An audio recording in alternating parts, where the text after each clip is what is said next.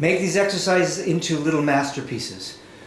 This is something I learned, and I think it's a very good idea. Anything you write, make it a complete piece. You know, give it a tempo, give it dynamics, some slurs, articulations. Make it, spend the extra 15 minutes to do it, because it makes, just the whole thing becomes finished in your ears and in anybody who's looking at it. So example here, the enharmonics are confusing in this example. You know, it's sharps here, flats here, you know, why? There's no reason, really.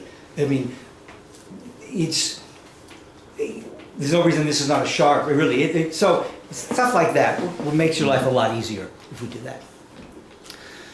This first assignment, I made up a mock-up, I did one of. A lot of people who did this one, I don't think really got the concept of what this first one was.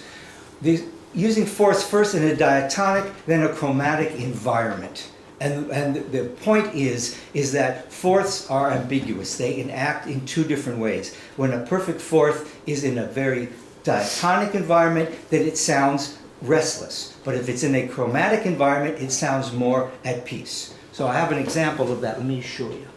It's just a simple little thing. It's a simple little ditty. So it's two clarinets.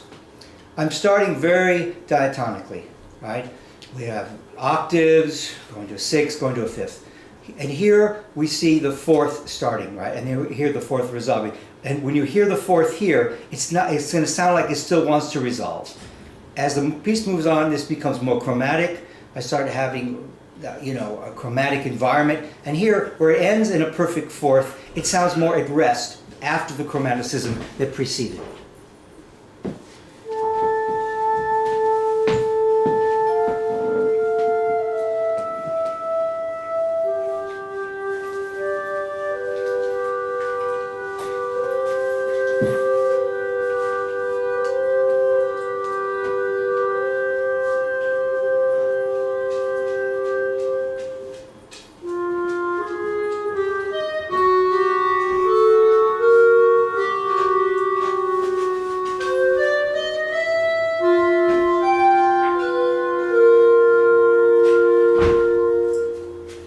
So that's an example of what we're trying to go for. This is the fourths, how fourths can function in different ways. Now, one point I want to make, God bless you, I made this purposely, I kept to sharps here. Even though Sibelius was giving me this as an E flat when I first entered, blah, blah, blah, I had to override it. Because there was no reason to have this going to B flat, really, when I have an F sharp in the bottom, in the bass. I've made this as a B flat because looking at it as an A sharp, it's hard to see that it's a perfect fourth. That's all. So, point being, it took me 30 seconds to change it, but now it just makes a little more sense, to my eyes at least. Yes? But couldn't you have gone all flats? Yes. I could have gone all flats. I could have gone all flats. Yeah, exactly right. But the point is pick. It's correct. The point is pick. Because I'm a string player, you know, and you're a bass player too, I always gravitate to sharps. I have a much easier time reading sharp keys.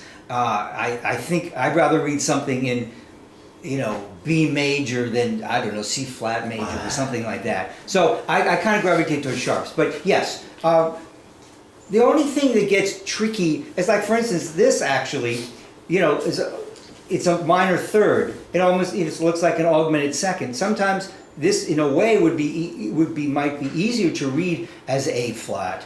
But the point is absolutely right. Whatever you decide, just stick with it. It usually becomes that's the way you're going to continue. Oh, the other point. Let's see. Okay, what's the matter with this thing? Got cut off a little bit. Need to change. Oh, here we go. Thank you. Okay, this assignment, a soft lyrical passage for 2 muted violins consisting mostly of distant intervals.